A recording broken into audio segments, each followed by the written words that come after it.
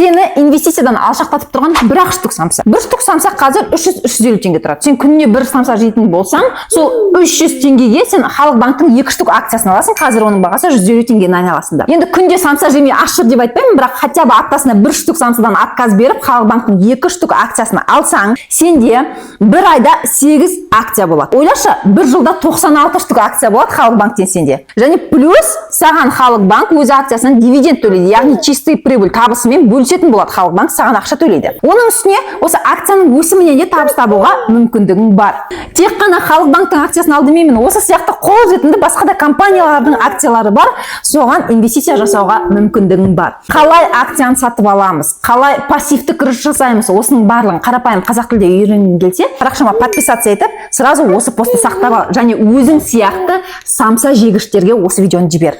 Және маған дайректке плюс деп жаз, мен саған қалай инвестиция